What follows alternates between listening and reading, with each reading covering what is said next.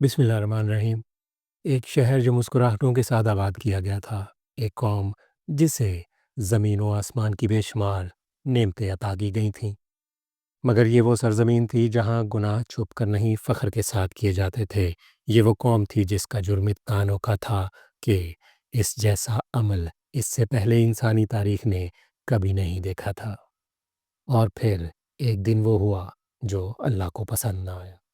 اللہ کا فیصلہ نازل ہوا اور ایک لمحے میں پوری بستی الٹ دی گئی، ایسے عبرت بن کر کہ قیامت تک یاد رکھی جائے۔ یہ تھی قوم لوط، یہ تھا وہ شہر سدوم۔ آج کے اردن اور فلسطین کے درمیان دو مشہور بستیاں آباد تھیں، سدوم اور عمورہ۔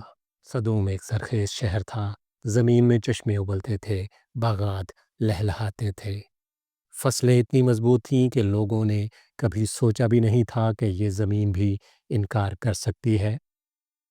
کھجوروں کے گوشے نرم تھے، پھل رس سے بھرے ہوئے تھے اور پانی میں مٹھاس تھی۔ مگر جیسے جیسے زمین میٹھی تھی، ویسے ویسے دل سخت ہوتے جا رہے تھے۔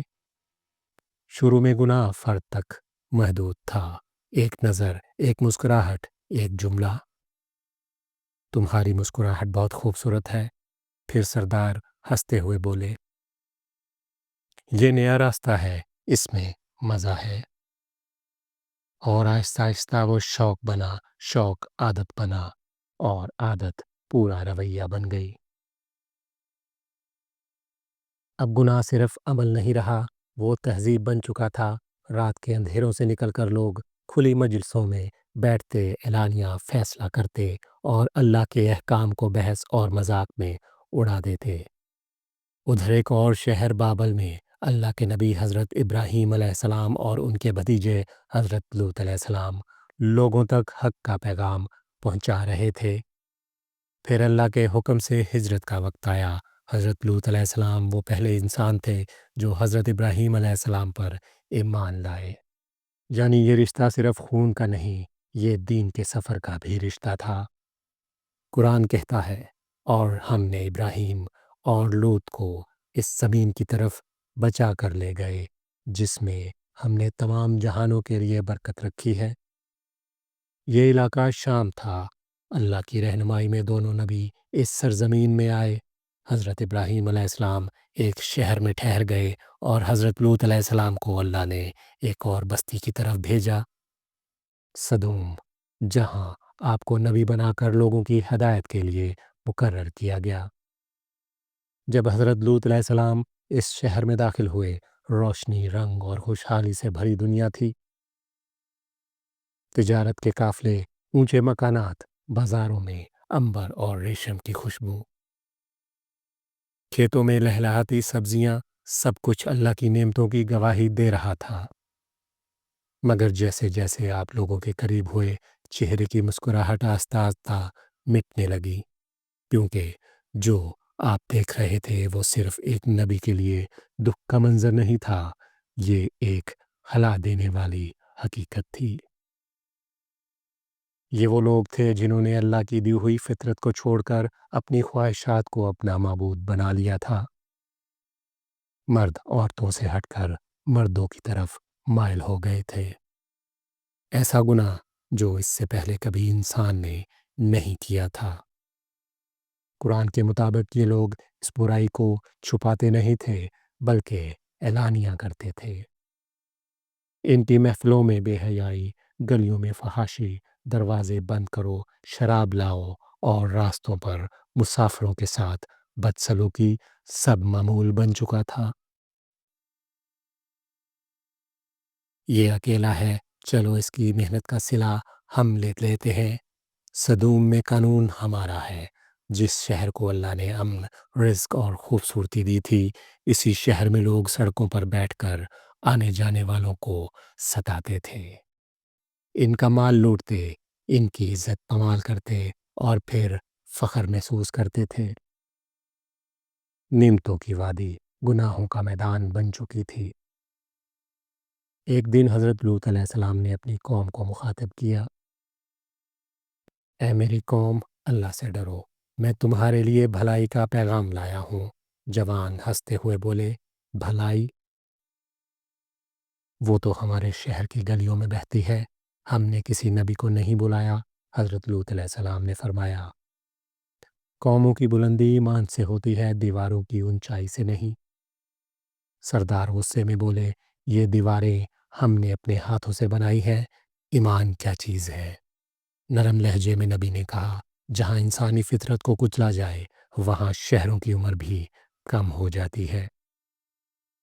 قوم نے طنز کیا، لے آؤ وہ عذاب جس سے ہمیں ڈراتے ہو۔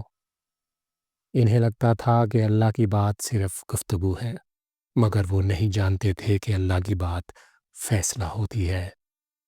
ایک دن، ایک مہینہ نہیں، پورا ایک دور گزر گیا۔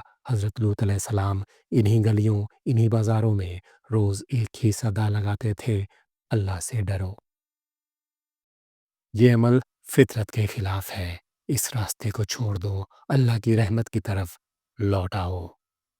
مگر جواب میں وہی غرور تھا، یہ جسم ہمارا ہے، اس پر ہمارا اختیار ہے، ہمیں کوئی نہیں روک سکتا۔ یہ سب دیکھنا حضرت لوط علیہ السلام کے لیے ذہنی اذیت اور روحانی بوجھ بن گیا۔ آخر کار وہ لمحہ آ گیا جو ہر نبی کے امتحان کا سب سے بھاری لمحہ ہوتا ہے۔ آپ نے اپنے رب کی طرف ہاتھ اٹھائے، اے میرے رب، اس فاسق قوم کے مقابلے میں میری مدد فرما۔ اور یہی وہ لمحہ تھا جہاں سے اللہ کے فیصلے کی ہوا چل پڑی۔ ایک دن اللہ کے فرشتے انسانی صورت میں حضرت ابراہیم علیہ السلام کے پاس مہمان بن کر آئے۔ آپ نے عزت اور مسکراہٹ کے ساتھ استقبال کیا اور حسب روایت مہمان نوازی پیش کی۔ مگر جب دیکھا کہ مہمان کھانے کو ہاتھ نہیں لگا رہے تو دل میں فکر ابھری۔ فرشتوں نے فرمایا، ڈریے نہیں، ہم اللہ کے فرشتے ہیں، اور ساتھ ہی حضرت اسحاق علیہ السلام کی پیدائش کی خوشخبری دی۔ پھر فرمایا، ہم ایک ایسی بستی کی طرف جا رہے ہیں جو حد سے زیادہ فساد میں ڈوب چکی ہے، جہاں اللہ کے نبی لوط علیہ السلام ہیں، اور ہمیں اس قوم کو تباہ کرنے کا حکم ملا ہے۔ حضرت ابراہیم علیہ السلام جو رحمت اور شفقت کا سمندر تھے، انہوں نے سفارش کی، مگر ہدایت کی مہلت ختم ہو چکی تھی۔ فرشتے صدوم پہنچے، حضرت لوط علیہ السلام کے گھر مہمان بنے۔ شہر میں خبر پھیلی، لوط کے گھر مہمان آئے ہیں۔ لوگ دوڑ پڑے، دروازوں پر شور، آوازوں کی بارش، دروازہ کھولو، مہمان ہمارے حوالے کرو۔ حضرت لوط علیہ السلام نے روکا، نصیحت کی، اللہ کا خوف دلایا، مگر جواب میں انکار تھا۔ تب فرشتوں نے فرمایا، گھبرائیے نہیں، ہم اللہ کے فرشتے ہیں، آپ اپنی بیوی کے سوا اپنے گھر والوں کو لے کر رات کے اندھیرے میں نکل جائیں اور پیچھے مڑ کر نہ دیکھیں۔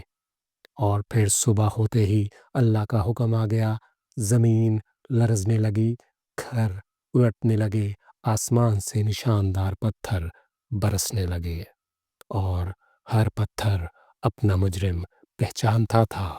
نہ محلات کام آئے، نہ طاقت، نہ دولت، اور ایک لمحے میں پورا شہر الٹ دیا گیا۔ لوگ مٹ گئے، مگر واقعہ باقی رہا، کیونکہ اللہ نے اسے عبرت بنانا تھا۔ اگر یہ واقعہ آپ کے دل تک پہنچا ہے تو کمنٹس میں لکھیں، قوم لوط سے آپ نے کیا سبق سیکھا۔ ویڈیو کو لائک کریں اور چینل کو سبسکرائب کریں۔ بہت شکریہ۔